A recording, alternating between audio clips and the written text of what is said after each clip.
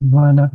So this next piece for the soil assessment framework came first of all from your feedback to receive a bit more clarity on how to implement it, how to be respectful of ethical concerns, and the different steps of workflow between consent, between form submission, and how the data can be used again for the research. So voilà. Now you Yeah, can see it, I we can think. we can see it if you can just put it in Okay. diaporama, and yes. In that case, I can make it a bit bigger. This one. Okay. Okay.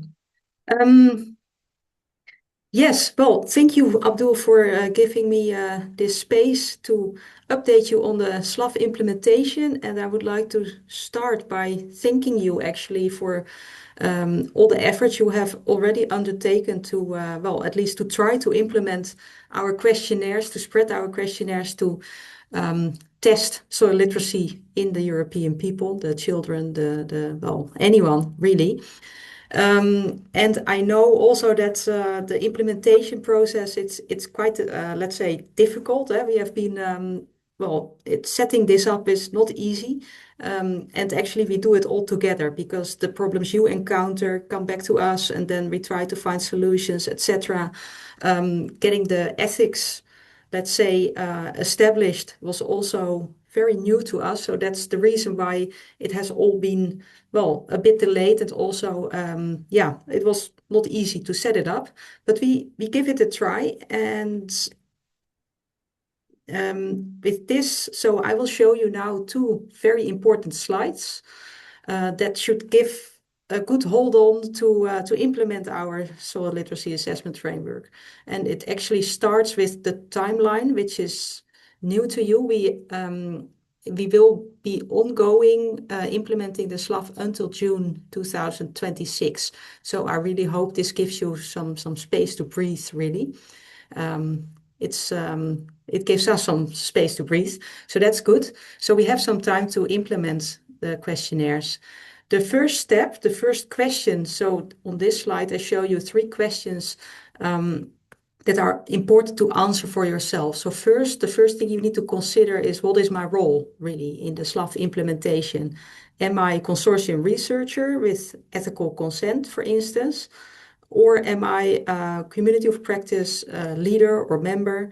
Am I a facilitator? So that means without ethical consent. And the ethical consent means that you have ethical consent to do the research yourself, for instance. And not so many institutions so far within the project have this ethical consent. So most of us present now during this meeting, I'm sure will be facilitating, mostly facilitating.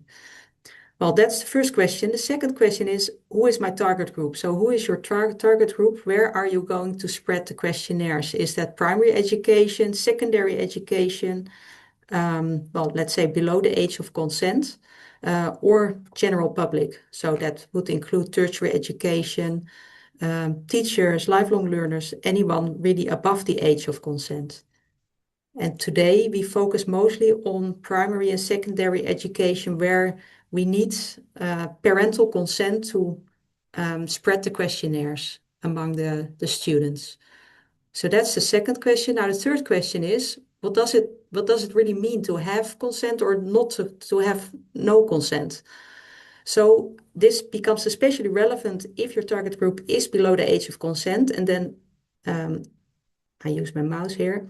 So if you are a researcher with ethical consent, you may handle ethical consent forms yourself. So the ethical consent forms filled out by parents and students. You may then communicate a list of student names with parental consent yourself. You may distribute questionnaires yourself.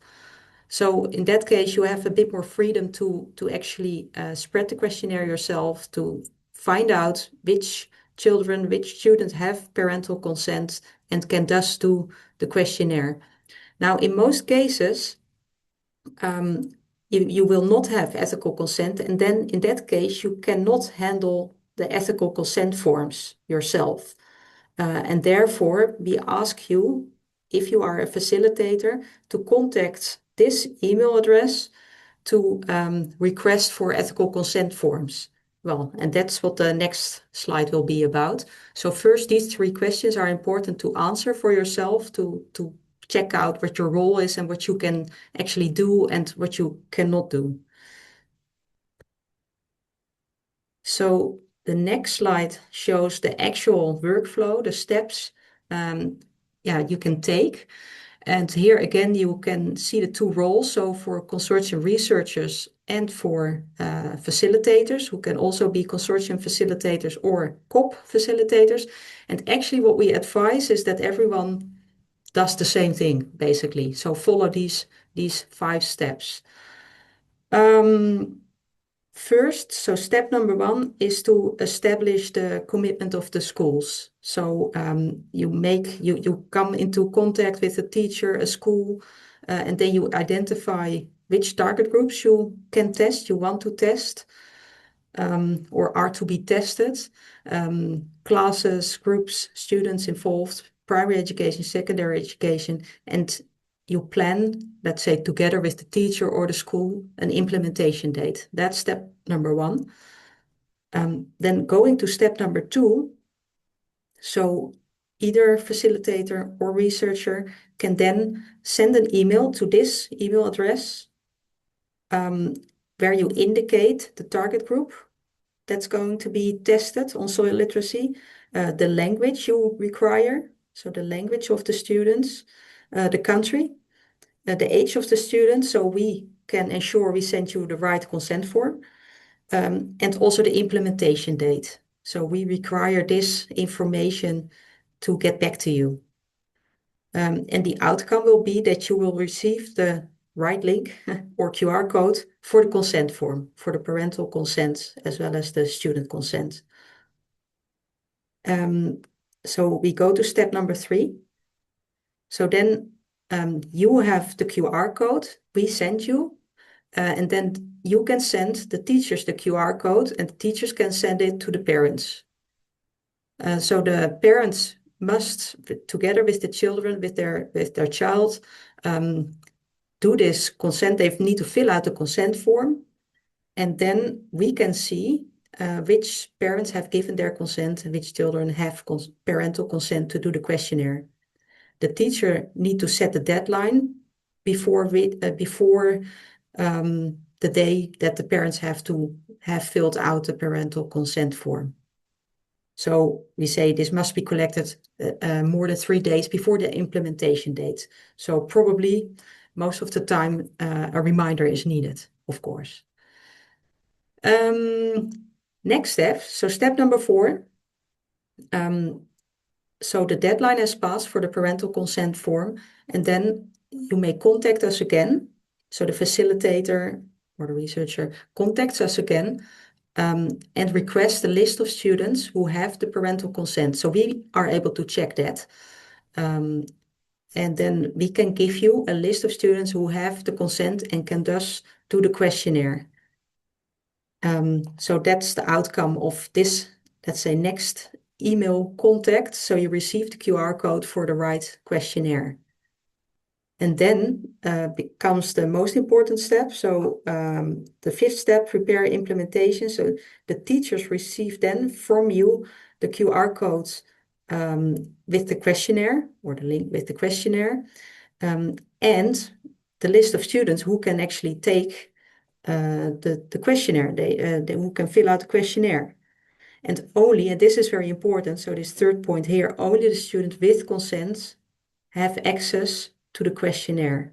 So no student without consent can fill out the questionnaire. And this is really, can't stress it enough, this is really very important, because if students fill out the questionnaire and they don't have the consent, then we can't use the data. That's just the ethical rules we have to comply to.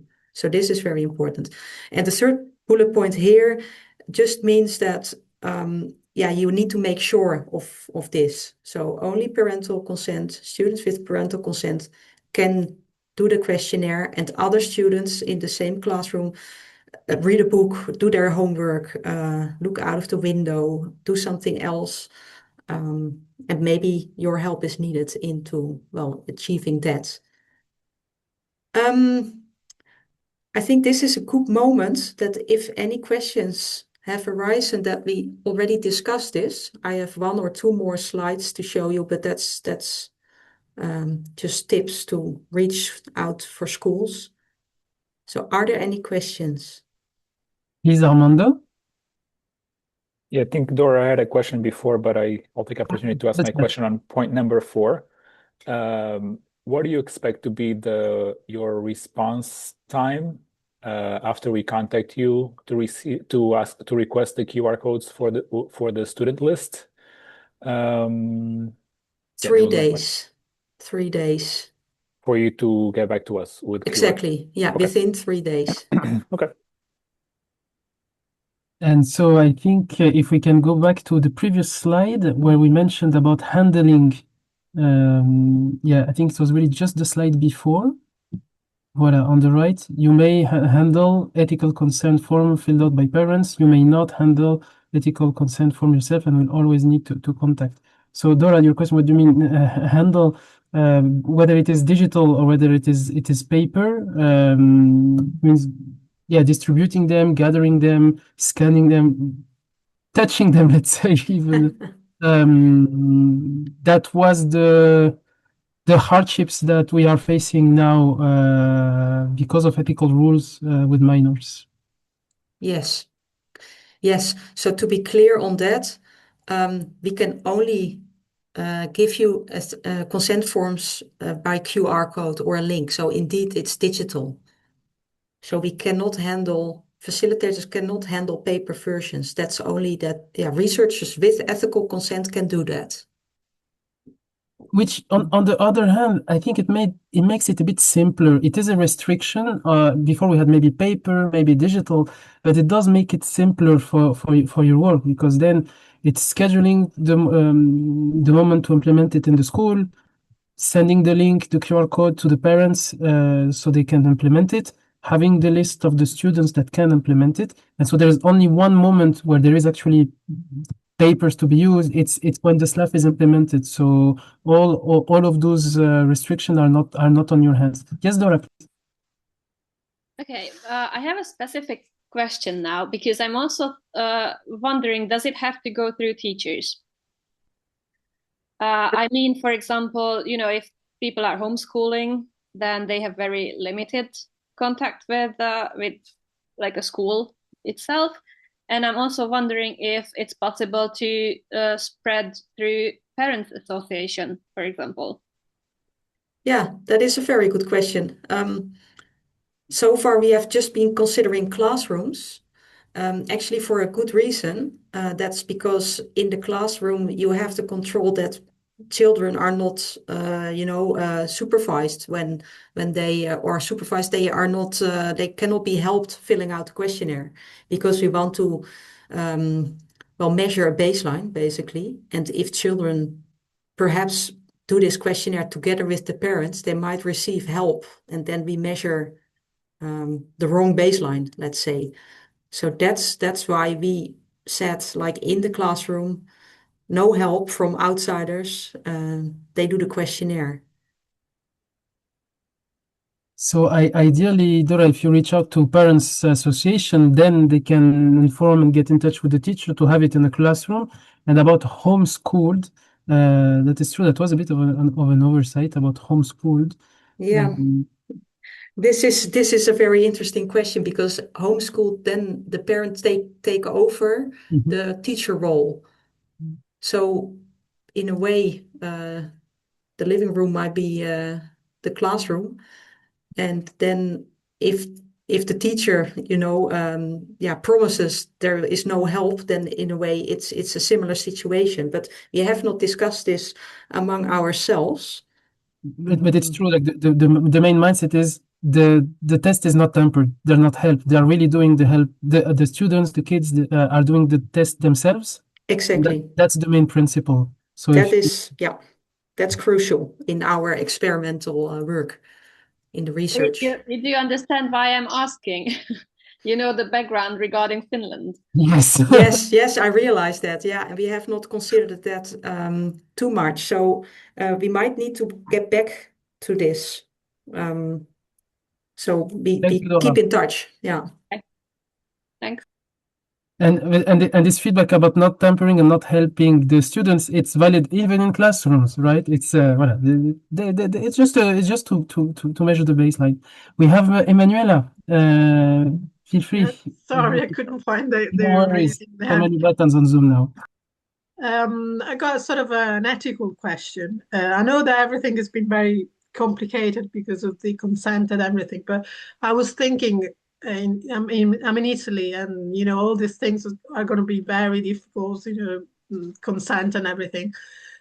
I was wondering, every time we got a classroom where there's at least one person, one child that hasn't got the consent, then I think it's not very nice that we sort of say, yeah, you read a book, because we then, the parents should explain to the child that they decided for some reason. So I was thinking, if I know it's gonna complicate things, but if you sort of create a mock questionnaire, so that particular child will receive a mark, or maybe the same questionnaire, but automatically it will be discarded, so that nobody will know who has got the consent. I don't know if I'm managed to explain. I think I understand. I will try to answer. Well, we cannot have a mock, let's say, QR code leading to another, a data place where we receive the data. We cannot do that. What you can do is have a paper version for the student who has no consent, so the student can still do the questionnaire like all the others, but then this paper version needs to be destroyed afterwards. But the student does not need to know, but it needs to be destroyed. That's the only option we can facilitate, or that can be done. Okay, thank you. So that would work with the digital version as well, if they are doing it on the. Well, so following the Okay. workflow, it's always digital. So the questionnaire will always be digital. So what about if you got like an automatic discard? You recognize that. Yeah, we have 22 countries. We have more than over 200 schools. For some, it's impossible to handle. Right. So that's just a difficulty. Okay, thank you. Questions about the basic requirements regarding the tools for filling in the digital and online form. I think I can reply. From a mobile phone up to a laptop, it works. The Qualtrics forms is a very, very easy, very straightforward form. When you will start implementing it, you will also see, you will be able to test it yourselves. From a mobile phone, the simplest one, it's really it's quizzes. It's quizzes with answers straight away. There is nothing open-ended, so it's really just tapping the answers one after the other. Yes. And again, another question about the case of students without consent. What is the workflow, or how can we remove the answers to that questionnaire? So the question is that students who have no consent, so they cannot use the QR code to answer the questionnaire. So you can provide students without consent with a paper version, which needs to be destroyed afterwards.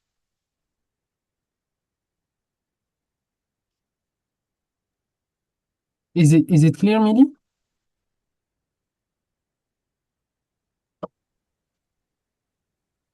I think the question is that if this person does not have consent would destroy all the data. Like if their data goes into the QR code, does it mean that all the other data from all the other students get disqualified? Yeah, exactly. That's the risk. And because we can then probably not tell it's anonymous, so we do not know which answers correspond to which student. So it's one QR code per class. Yes, well, actually, per country even. Yeah, in most cases. Yeah. Okay. Yeah, I can see that why. All right. Yeah. Yeah. Okay, I get it. Thank you. I guess knowing that it's just one per country, like you said, that makes it very clear to understand how this QR code can contaminate all the data. Exactly. Exactly. And enthusiastic question from Delphine. When can we start? Yes. Well, if everything is, well, we have it now ready for, I believe, 10 languages. I believe France is one of the languages, and everything is ready. So if we receive an email, let's say requesting ethical consent form for instance, primary education, and we are, well, this information is in the email sent to us. We could start. We could start. Yeah. So this is then the workflow to follow. And yeah, so there are a couple of languages that are not ready yet. So first that needs to be established. If your language is ready, your country is ready, then we can start.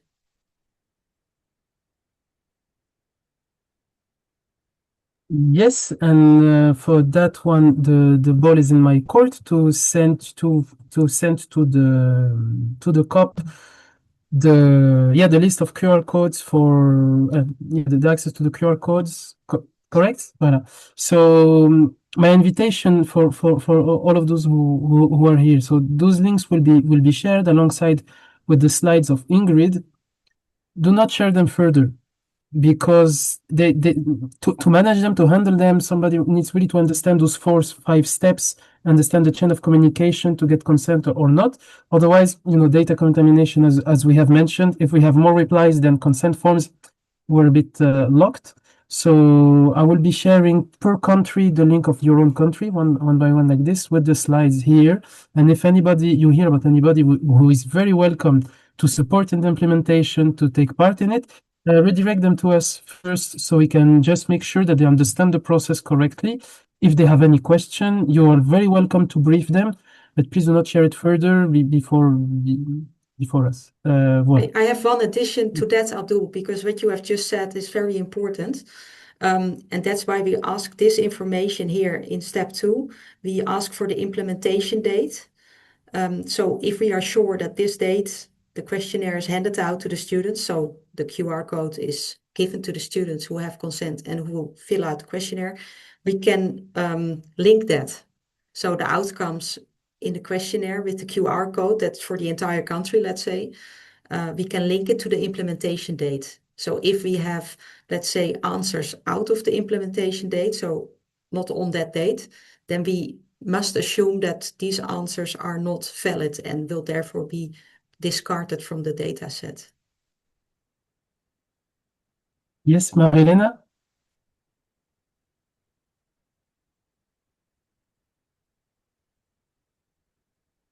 Questions? I have 2 questions.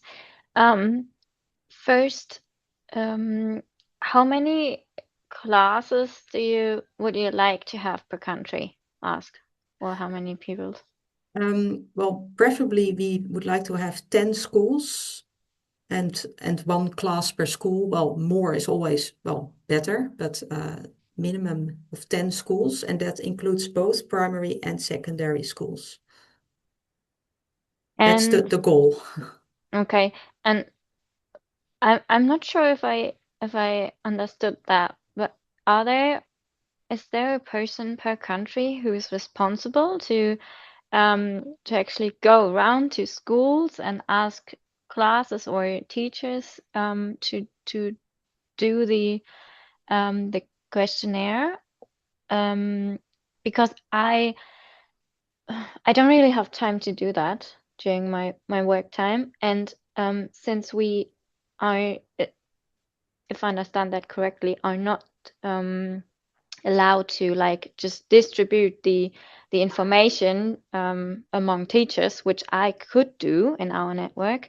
I can't really help with this task, which is sad because I have kind of a huge network and a teacher in school. I think let's go to this slide. Because indeed we need to reach schools where we can implement the questionnaires. We need to follow the workflow for that, for ethical consent reasons. But I assume you can use your personal network by sending an email to perhaps a teacher you know, whether people are interested in spreading the soil literacy questionnaire in their classroom. Okay, so I should have to ask, then they can get back to me. I can explain them how it works, and then they can. Exactly. Okay. Exactly. Yeah, the point Abdul was just making, and which is very important, that it's not you cannot just spread, let's say, this information to anyone, and then anyone can be facilitating in this process. So you will be the facilitator, but as a facilitator, you can reach out personally in your network to reach schools. Okay, and do you have like a draft of a text or explanation for that? We Yeah. have letters for schools explaining the CURIOSOIL project itself and this part of the project, and it is translated in all of your languages. We have them. I will be at the end of this meeting, maybe on Monday, I will be sending all of those information for each one of you. So the letters, those slides, and the links for each country. I will make one email per each country, so you will know. And maybe to pick up Marilena, and for everybody involved here. So definitely this might speak to part of the community of practice, the ones who are very linked with the schools, with school networks, or you're involved because of your kids, and that is fine. For those who have a lot of barriers to address that, that's fine, right? That's fine. Don't do it. We have other engagement opportunities. Peter will present one, Christina also. So there's a lot of understanding here, and I'm also betting that it will snowball quite well from January onwards. The first school that does it speaks around it, publishes about it, and then it's gonna go. So I'm quite optimistic about what's gonna happen in 26 about it.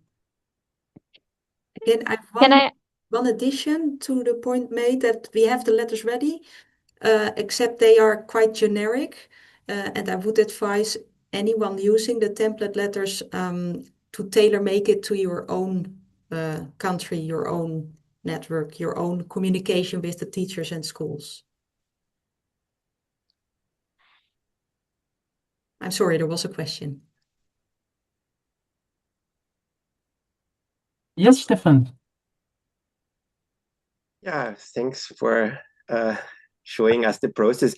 I'm wondering actually whether we should just approach schools and inviting them to participate in the questionnaire, or whether there can be somehow a benefit presented around the MOOC and the materials for the students involved. So that might make it a bit more interesting for teachers to do the hassle of administrating the testing, if they have somehow the carrot of we can play with the MOOC afterwards, or we have some package of materials that they can use with the kids, or the kids can do something with that afterwards. Is that planned, or what are your thoughts on that? Yes, this is indeed planned. Now let me think, because there is some lesson material available that is not directly linked to the questionnaire, but that we can give to teachers, that they can have a lesson about soil, but after, obviously, of course, yeah. But there, yes, we do have lesson materials available, and more will come, because that's part of the CURIOSOIL project, of course, to develop and spread lesson materials that's already there. I'm now thinking our partner Esha has developed these lessons, and I would need to inquire with them how this is offered. No, I'm just thinking on very practical terms in terms of direct relationships to headmasters, especially in primary schools here. They get a lot of requests for various kind of service, etc. So it's always good to combine it with something where they see an immediate benefit in partnering. Yes. One very technical follow-up question. You said like you want to establish a baseline. Is there a follow-up plan planned with the same kids after doing an intervention around educational materials, or is this just kind of per country getting a glimpse of what's the status for each age group? Yeah, very interesting question. Ideally, yes, we would have done that, but it's not possible again because of well, ethical reasons. What we are hopefully doing, well, so now the baseline, and then if things go well, let's say maybe even after the project has ended, we might do another measurement to see whether the level has increased. But probably for the, let's say, at this scale, we cannot do that. We might try to do that for a smaller intervention, let's say, for one of the MOOCs, that we test the level before and we test the level after, but not with the same participants, because that's simply not possible. Well, I'm not going to grill you any further. I'm looking forward to seeing the questionnaire myself, so I have a bit of a better feeling, like in which direction you're doing your research. But I think Abdul is going to spread that information. Thank you. Yes. Thank you, Stefan, for your question. Thank you. Do you have a tendency? Would you like school more involved with one class per school or several classes per school? Why not both, Marilena? No, but the more the better. Once a school head has given approval, maybe getting a few more classes is not that a hardship. Of course, every teacher have their own curriculum, their own process. That's a little bit my mindset. But it is true, as Ingrid mentioned, we would like to have at least 10 different schools, so we have a good enough sample. It is a, maybe we mention it as a SLAF or as a quiz. It is a research project to measure a baseline of soil education across students. So the better the sample, the more diversity, which is already good with 17 countries. Yet there is also, internal disparities here and there. So, voilà, best effort, and I'm sure, again, I'm very enthusiastic and optimistic about this effect of mutual inspiration, especially within parents group, parents network, teachers networks. So, voilà. To link with Stefan's point about the MOOC, I will thank Ingrid. Thank you, Ingrid, for the presentation. Thank you for the very clear slide. Thank you, Revolve. And yes. Before you want me? Yeah, you want me to? Is there a sound? Perhaps. Then redo. I will stop the sharing. Up. Okay. Redo the sharing with the sound. You need just to take one option. Okay. On the well.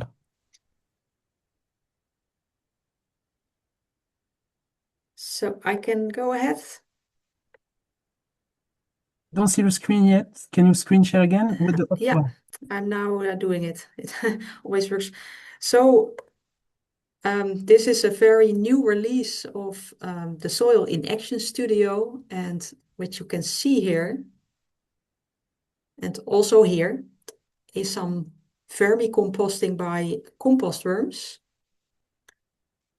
And what you can see here is the compost worms degrading kitchen waste, like in a kitchen bin, and slowly emerging. So this entire time lapse took about a month. And what you can see happening, it's for a reason called vermiplastics. Indeed, like we all know, the worms, they do not eat any rubbish, any plastics, any. So this actually shows you that the decomposition process is very effective by earthworms, by compost worms, but not for plastics. So they need to go in the bin.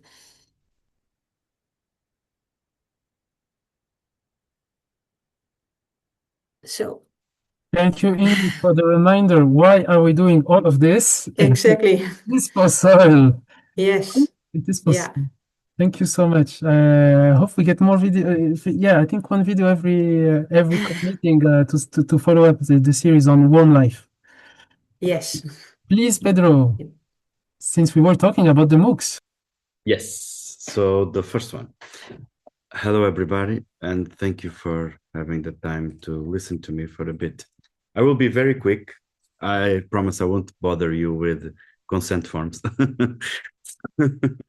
because I know that it's a hassle, but basically what we want here is we prepared the MOOC for school teachers, primary, secondary, and for school ads, and we would love your feedback on it. And basically what I'm going to show you a bit, it's how you can give the feedback directly into the MOOC and how you can register, because we also need the feedback on the registration process. And it's like a game, this MOOC, and we will love your feedback across everything if you are willing to. So we will send you maybe in the beginning of next week an info pack with the links for the feedback, with some screenshots and so on, of some guidance. But basically what I'm going to do now is just to guide you very quickly to the website where the MOOC is and show you some bits here and there, so it will be easier for you and you don't need to read the entire info pack later, and just go and click and you can sign in. So basically the MOOC will be in this website that is the Learning Hub that I think some of you are already registered. If you are not registered, there will be also a pathway for that in your in the info pack that you are going to receive.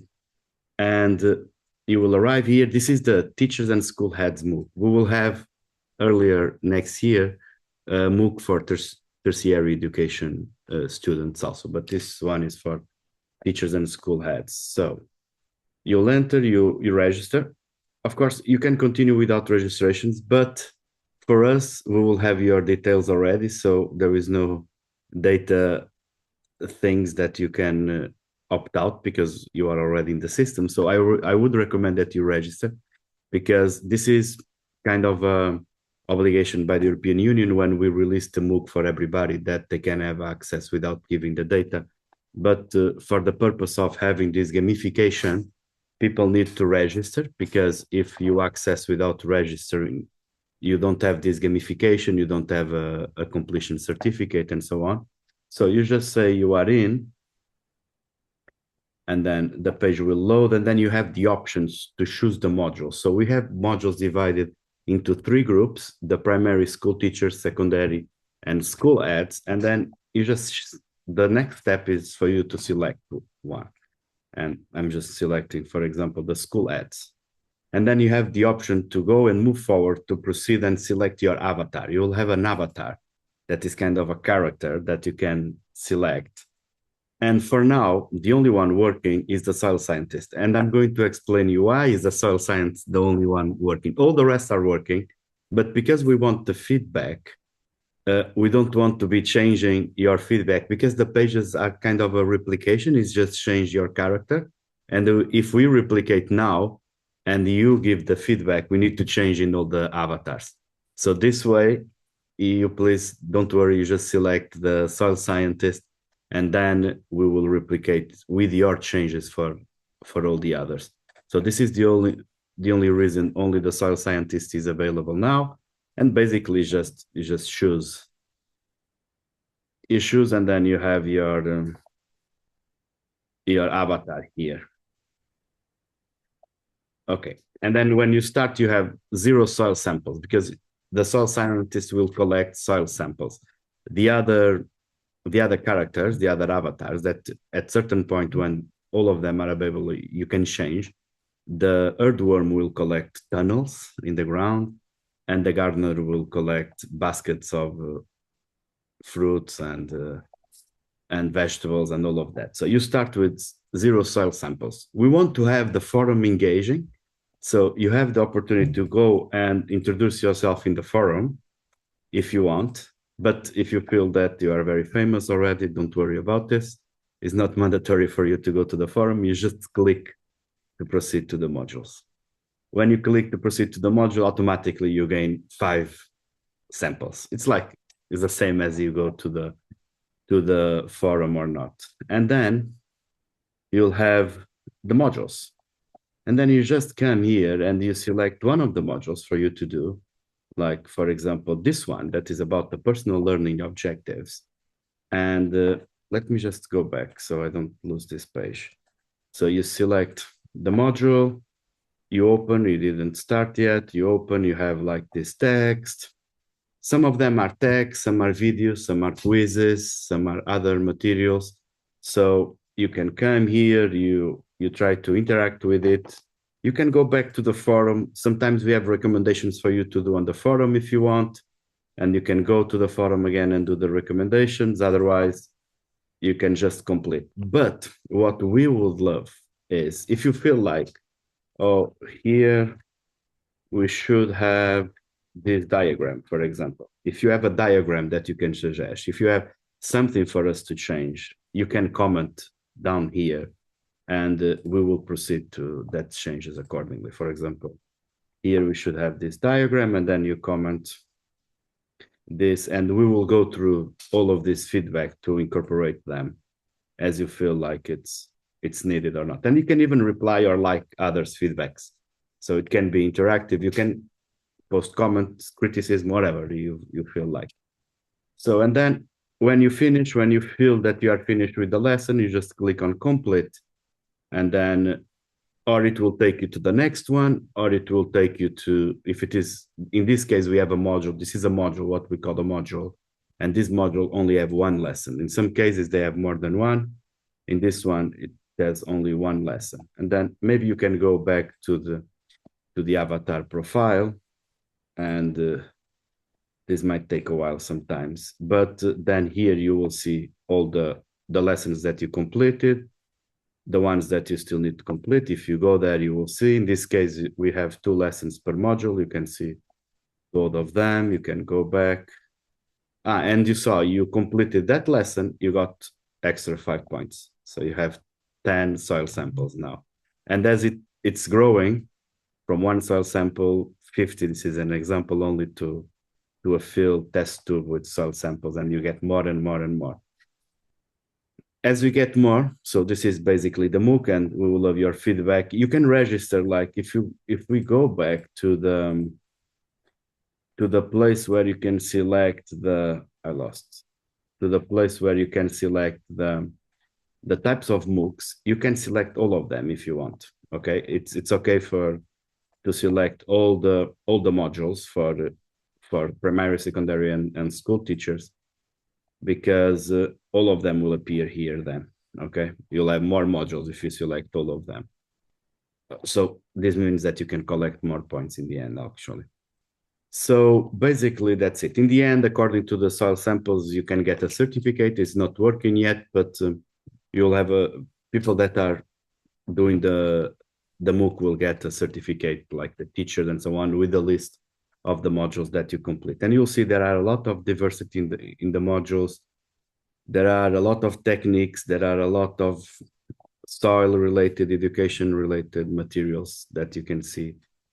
So yeah, I hope you enjoy. So just a few notes. The MOOC, it's an ongoing process. We will evolve into the MOOC, adding more content, adding more stuff, but we need to do this first evaluation. And we will really appreciate your feedback on this first evaluation of the MOOC. But until the end of the project of the CURIOSOIL, the MOOC will have more videos, more content, because as we are producing tools and as we are producing knowledge in the CURIOSOIL, this will also be added to the MOOC. So yeah, I think it was simple enough. We will send you an info pack with everything, and we really appreciate if we could give the feedback of the MOOC, and let's say until middle of January, but if it comes after, there is no problem with that. So on this thing about having constant feedback, it's okay. So basically that's it. I won't take you more time. If there is any question, I can also answer.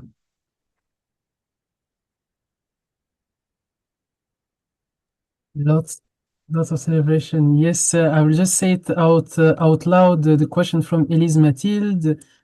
So CURIOSOIL is an EU-funded project. So most, if not every deliverable that we are preparing, the videos, the graphic, the soil bank, the content of the wiki, the MOOCs, the soil assessment framework, everything is open for reuse. I ask you to acknowledge that it was a build-up from CURIOSOIL, which is funded by the EU. That is all.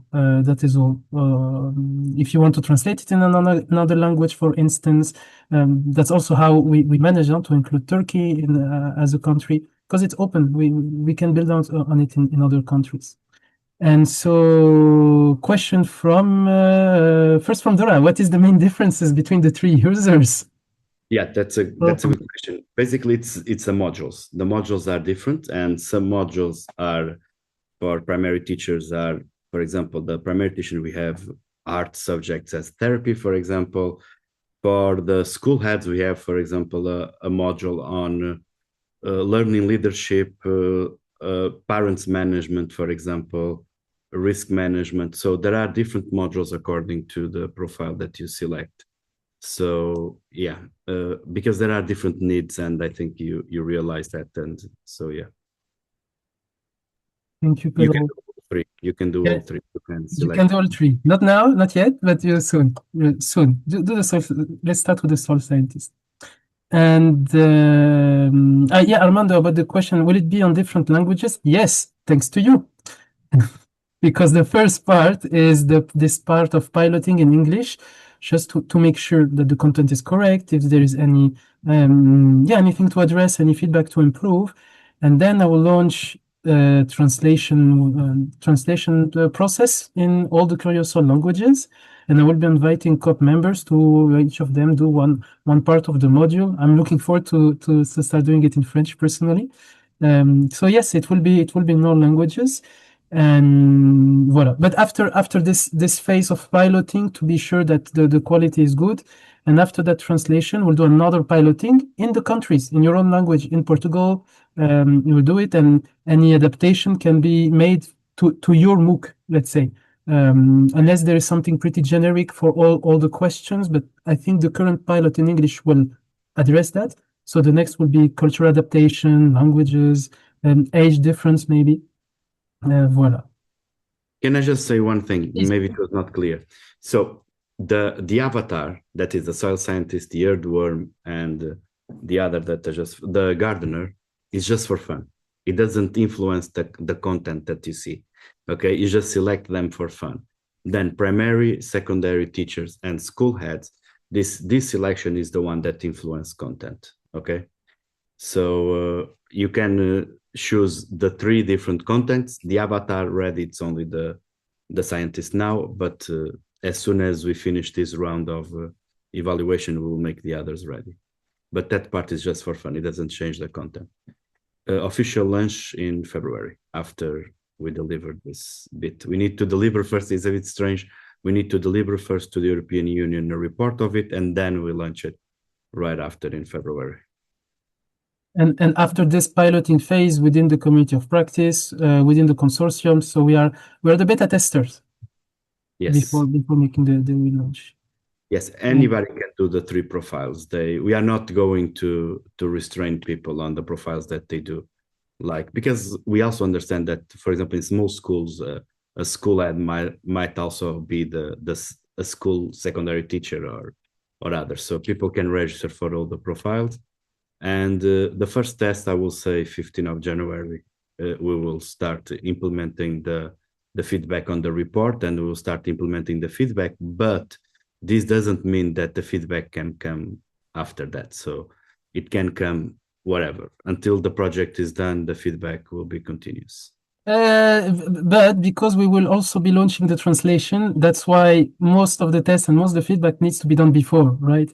Because I see you smiling, Garvano, but imagine, you translated everything in Portuguese, and then Pedro comes to you, tell you, hey, question 3 actually was found a bit too hard for a primary school, voilà. So first test needs to be done. Today is the 12th of December. You will receive the email by the 15th of December. So let's say 15th of January, likewise, mid-January, the piloting will be done. And it's also in your interest because there will be more content. So when this one will be piloted, we'll go to the next profile and the next one. And when that will be done, there will be another MOOC. And when the MOOC will be done, there will be the Soil Community Kit. So we have plenty of things to test and to pilot. Voila. So I hope I succeeded in scaring you, definitely, to these steps. Thank you, Pedro. Looking very forward for those of the MOOC. We've been very, very looking forward. And now, as a prelude, because we're gonna pilot it and then we're gonna spread it. This can only happen with a keen outreach, a keen dissemination, keen communication. So I give the floor to Christina for the next campaign to build that community. Thank you, Abdul. Hello, everyone. I'll just go ahead and share my only slide. Unless you have it on hand, Abdul, because it's in the Google Slides. Perfect. It's hard to follow up after Pedro. Very exciting news on the MOOC. And also, I think Ingrid really helped the diagram and explaining today, also for me, just to streamline the whole process on the SLAF. So yeah, I'll be sharing with you briefly an upcoming campaign that we have for CURIOSOIL. So we have one every year, and as you may have seen, I don't know if you were in the last Winter Cup meeting, we had launched our first campaign, which is Why I Teach Soil. And now we are going to focus on women in soil. So this will be running from mid-January until more or less middle of June.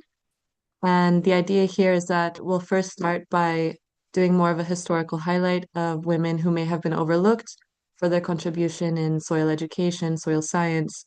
We're also looking to expand beyond the formal education space. So really all kinds of contribution from women around the world that have shaped the state of soil science today, what we know, and also some alternative practices. For example, anything regarding agroecology, maybe land defenders as well, and going beyond industrial agriculture systems. And then we will also be moving into women within the consortium. We'll be highlighting them, let's say modern women scientists and educators and researchers. And this will be done again. We'll be collaborating with our partners from the project ESKI, and they were going to be making some really nice videos as we had in the first round and the first campaign, which are on YouTube and on our social media channels. So there will be seeing some statements from women in the consortium and just talking about all of the developments they're working on in the field. And then we'll end around the summertime, moving more into the future of women in soil, soil science and education. So there it's more about the young women coming up into STEAM fields, which, as you know, we need to continue encouraging because it's not so easy to come up into engineering, science. And it's also nice to mix it with art because, as we know, in CURIOSOIL, we like to have the interdisciplinary approach, multisensorial approach. And last campaign, if you were following, you saw that we had quizzes on LinkedIn, some more interactive components. So the idea here is that we invite everyone to get involved. And you'll see all of this if you follow our newsletter or on LinkedIn and also on Instagram. So this will just be starting in the next month. And we also plan on having some challenges like a collage kit that you can submit, maybe some light competition regarding the material. And so you can get more involved. Not as much as the MOOC, let's say, but like a low stakes involvement. And just to spark curiosity about this topic, which we're also learning. The communication team will be doing research for it and happy to share some more information. So I think that's it, unless there's any questions. And yes, I'm seeing in the chat some suggestions. We're very open to women that we can highlight. So if you have anything, feel free to email or drop it in the chat.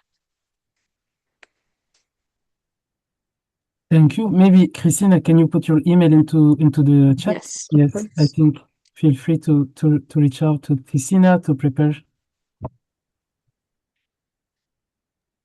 Beautiful. So look forward to it, and please make sure you have to relay it to spread it between the LinkedIn, the newsletter, and other social media. Yes. Thank you. Go ahead. Sorry. Yes. I will be giving a little reminder of one ongoing activity that we're doing since September, October of this year. There is working groups per countries working to develop national workshops for soil education. In the 17 countries, we have teams established in pretty much all the countries. If you miss that information and you would like to contribute, the target is to organize one workshop for primary and secondary education, another one for tertiary education, and to try to build policy recommendation on soil education. So this is a call for contribution if you want to be involved, and this is also a call if you know of you are organizing an event around soil or on soil education between now and let's say April 2026. Let us know, because we're very looking forward to do things jointly. I would be happier rather than having a standalone CURIOSOIL event in a country, more something embedded with the Soil Week, Education Week in your country. So I'm very looking forward for synergies, and since we're spread in various countries, that's I'm pretty sure we can find. So you have my email. Think about it, and this is going to be a prelude. And I'm giving a heads up for what is going to happen from autumn 26 onwards. The results of those workshops will feed into soil recommendations that we're going to present in a national conference. And likewise, would really look forward to do it within another week. For instance, I'm based in France. We liaised with the French COP leader to do it with the Soil Day on 5th of December 2026. So we already have quite a target on when to do that, and voila. So think about it. There is time for the national conferences. There's one more year to do. Voila. And now I will move on to the World Soil Museum app. I didn't have the time to share about it last COP meeting. So ISRIP, the World Soil Museum, have prepared something pretty ingenious for us to learn about soil. Hopla.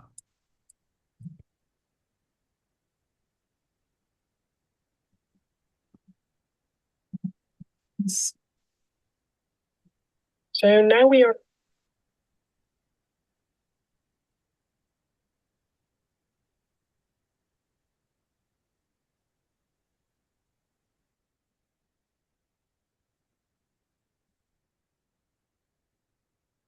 in the app, and we have done all the settings, and we can really start looking at the content.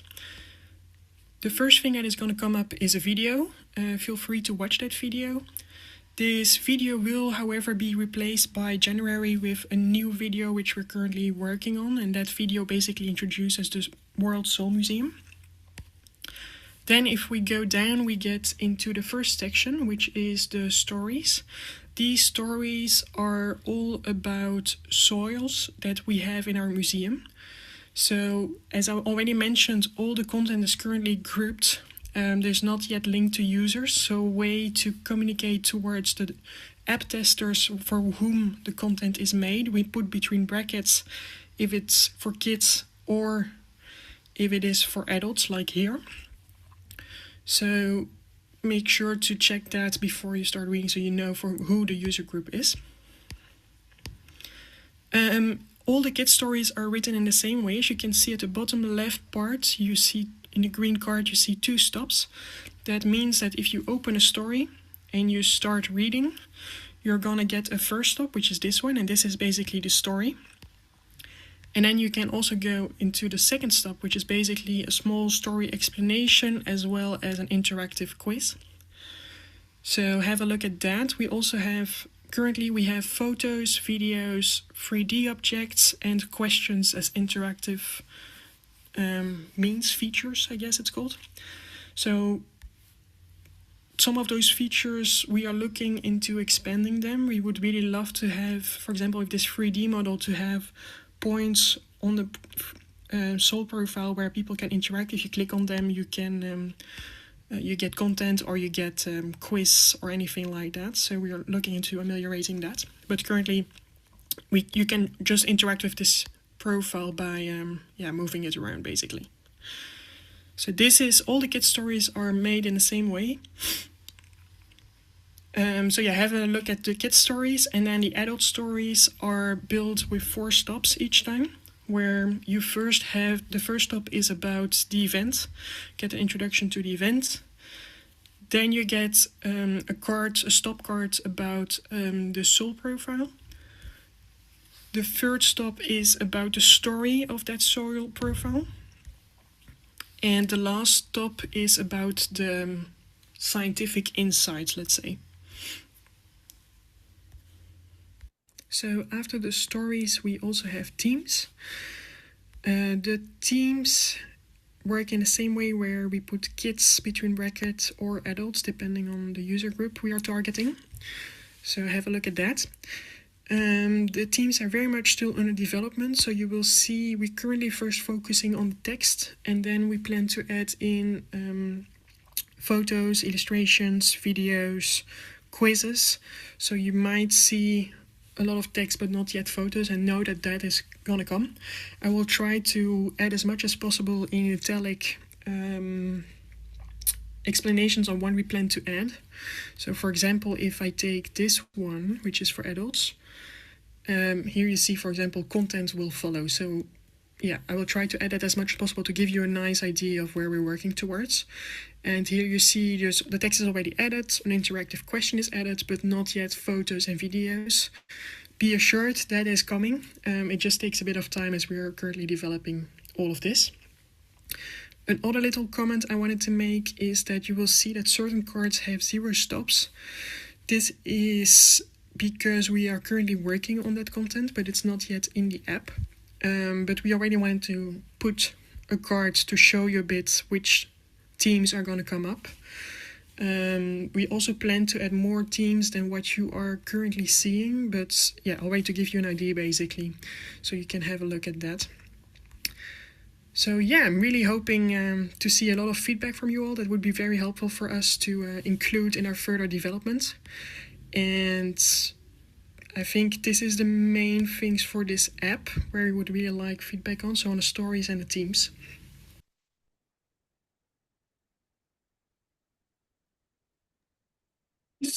So, I am quite excited about this app, especially coming now close to the holidays, trying to explain to my family what am I doing, what am I working on.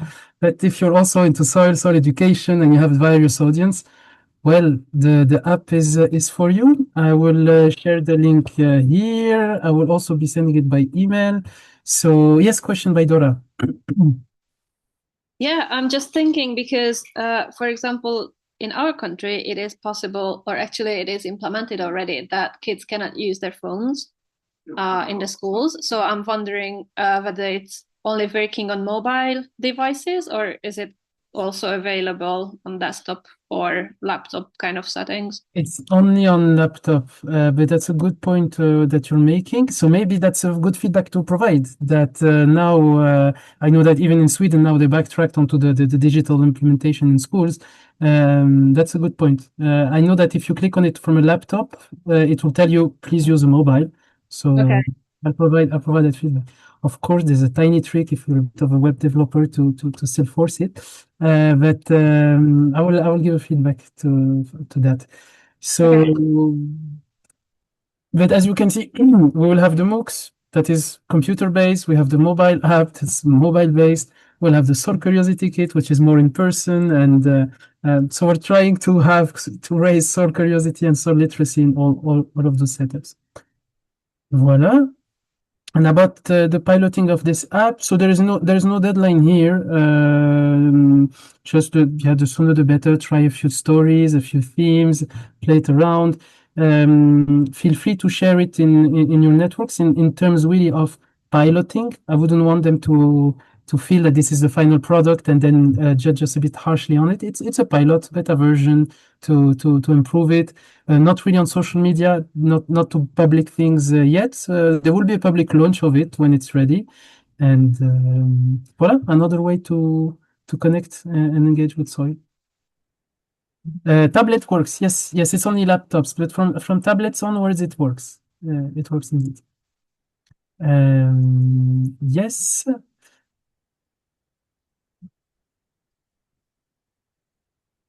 I was not ready for my next part that I need to share. So one more news is we are launching the recruitment of two new COP leaders. Voilà. Oops. Voilà. I'm happy to announce that we're recruiting two new COP leaders for the Netherlands and for Switzerland. The current COP leaders are stepping out of their roles, some for personal reasons mainly. So the launch is from now, and I made a mistake on the deadline that's on top. And you have until the 2nd of January if you are interested to become the COP leader for those two countries. And this one, I would invite you to spread it and mention it if you have colleagues from another country based in Netherlands or Switzerland to apply and join the team, the COP team. Voilà. It will be relayed on social media, counting on you also to share it further.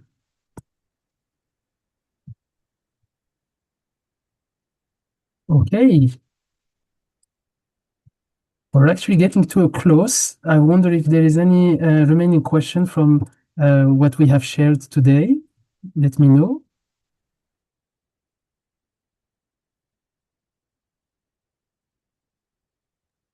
There's someone raising their hand. Oh. Hello, Dete.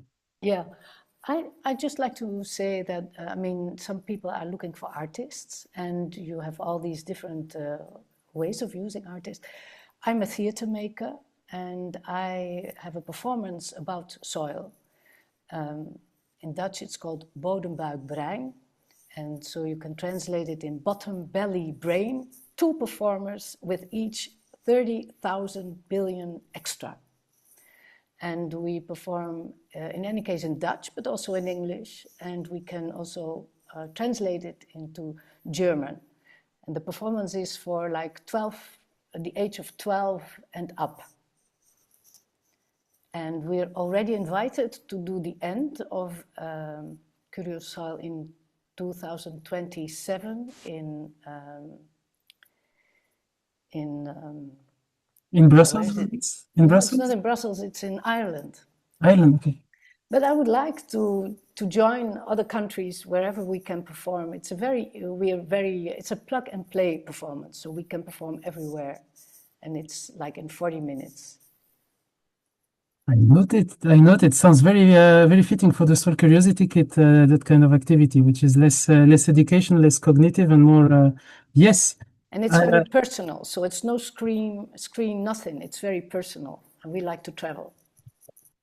I think I will reach out to you with Javier, who is coordinating the Soil Curiosity Kit, on how to take it forward. And it's indeed today, maybe the session was a bit very online part. It's because the in-person part needs a bit more time to be ready. Thank you, Dete, for the proposal. And that's likewise this community of practice. It's not only us, CURIOSOIL, bringing you some ideas. It's also if you have materials you would like to showcase, videos you want to add to the wikis, activities that should be spread out further to the kids. Yes, right. Big yes. So if nothing comes up today for others, you can follow up with my email. You can reply and pitch ideas and ideas or initiative, and I will find out who from the team is the best fitting. But I see a lot of nodding from myself, Christina, from Anna. Yes, Armando, this is really the time. I just want to say that that initial part from Ingrid, I'm forgetting the word for the chart, the flow chart, was very clear. I know there were a lot of questions in the previous meeting, so the flow of the chart and how it was clear, and it was very helpful. So thank you for the work that probably took a few hours for some people. Thank you, Armando. Gratitude goes a long way, and I'm sure. Thank you. Yeah, not an easy time. Again, Armando, yes. No, Elise, yes.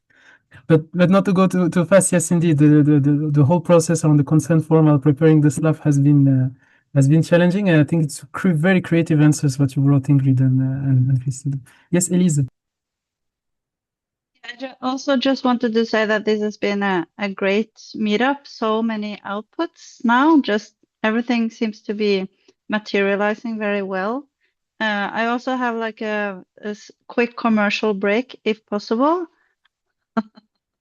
Since Dette already. Please, it's open. It's this book. It's called Soil Turn, Field Guide to Artists Working with Soil. So we just launched this week, and it's filled with great examples of art and soil. If you see it anywhere else, just make sure that you get a copy of it so you can get inspired. Please post the link, Elise Mathilde, on the chat. I will.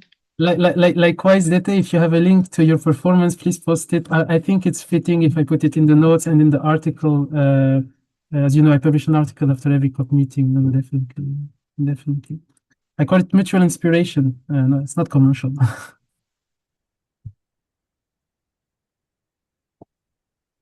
Thank you. The floor is still open for any sharing. Okay. So this is also, if you remember at the September COP meeting, I was also featuring part of a COP member who was presenting for 10 minutes their activities and the NGO that they were working at locally in Spain. So the floor is also open for the March session. Please reach out to me, and you can have the floor for 10 minutes to explain how do you engage for soil literacy, for soil education, for soil curiosity. Voila. And I can accommodate even 2 people. As you see today, we're a little bit early, so really don't be shy, and very, very welcome to be featured. Otherwise, maybe this is a good moment to close it. Think maybe 12, we might be a bit too small of a group to start the breakout rooms per countries, right? I think it's going to be very single countries. Yes, Armando, for the closing words? Yeah, just regarding what you just said about ideas, one thing that I've noticed from personal workshops and from something that I just did on the World Soil Day, the magnifying glass and microscope in these workshops, kids seeing things they've never seen before up close, or adults, even older adults, they love this stuff. It's so helpful and so impactful, them using the binocular magnifying glass, or if you want to use a more technological one, or even the microscope is extremely helpful. So having funding for these projects, smaller projects for these types of items, it's super helpful and makes a huge difference to be able to see this with your own eyes. Thank you, Armando. I know your love and addiction for binoculars and extra vision. Thank you all. Thank you all for today. Look forward to the follow-up email with everything compiled for you to take action. And otherwise, I wish you a very very enjoyable end of the year celebrations, and be in good health. And go walk in the forest. Stop meetings. It's the weekend. Thank you.